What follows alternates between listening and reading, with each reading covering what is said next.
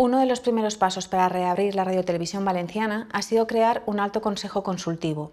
El vocal propuesto por el Partido Popular es Juan José Braulio, quien fuera jefe de informativos en Radio Nou.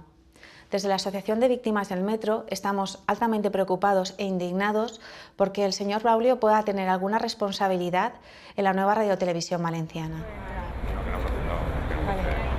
Estar dentro en el plató de Canal Nou era para nosotros una asignatura pendiente, lo habíamos pedido incluso a través de los partidos políticos en el Consejo de Administración de Canal Nou. Un dels exemples de manipulació i censura més indignants, òbviament, va ser el de l'accident del metro de València. Jo recordo quan totes les cadenes generalistes estatals estaven emitint en directe des de l'estació de Jesús, la BBC estava informant en directe i nosaltres estàvem donant una de l'oest en la tele i la consigna en la ràdio era accidente de metro no, accidente de metro no. El que va passar és que, a mesura que començava a incrementar-se la magnitud del succés, la importància en la ràdio i en la tele anava baixant.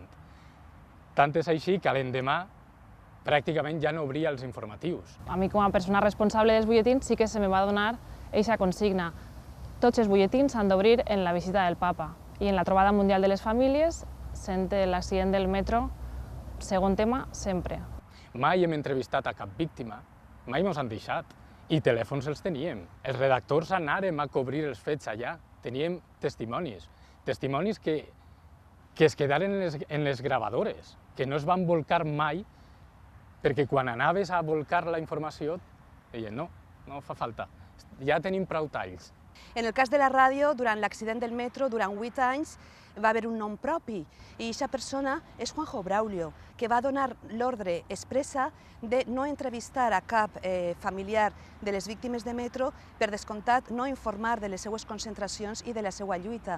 Eren notícies que tractaven de no donar-se una data concreta d'una manifestació, una hora, no se donaven perquè la ràdio no convocava manifestacions. Però el cas del metro no era l'únic, era habitual la manipulació i la censura. Quan arribava un cas de corrupció, arribava al teletip i deia això que és Gürtel. Si EFE o Europa Press treia el teletip, nosaltres podíem perfectament agarrar-lo i dir la informació, amb totes les cauteles i prudències i sent legals, en la presumpció d'innocència. Però no, ells sempre ja... No, és que clar, no anem a dir perquè la imatge de Camps pot quedar en entredit. A mi m'haguera agradat que en la ràdio i en la tele pública no s'escoltara només per primera vegada la paraula Gürtel per a dir que estava exculpat, no? Bona vesprada, moltíssimes gràcies per la presència de tots vostès.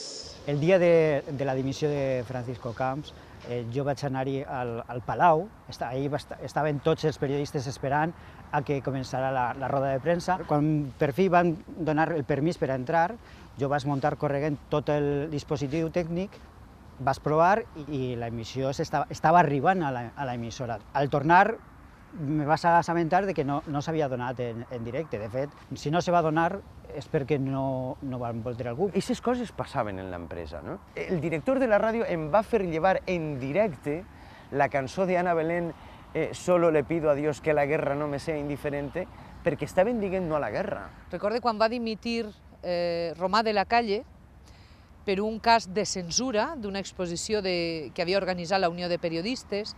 Jo vaig considerar que l'informatiu cultural havia d'obrir amb aquesta notícia, que era una notícia de pes com per obrir.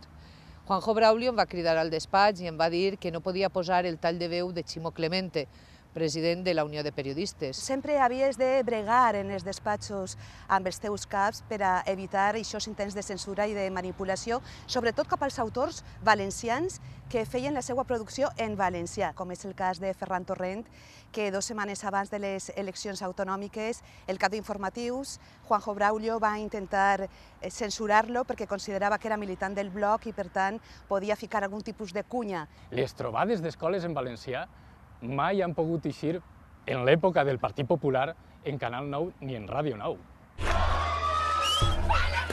Es podia parlar, per exemple, de la primavera àrab, no?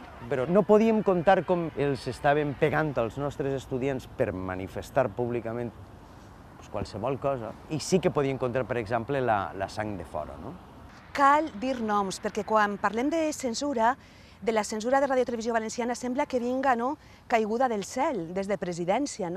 I hi ha un engranatge, una maquinària molt complexa, amb diversos esglaons, on els còmplices, on els col·laboradors necessaris existeixen i són els que executen aquestes ordres, aquesta censura. Sense tota aquesta corretja de transmissió, Juanjo Braulio no haguera pogut fer tot el que va fer. Això, clar, en una empresa normal no pot passar. En Radio Nou pasaba.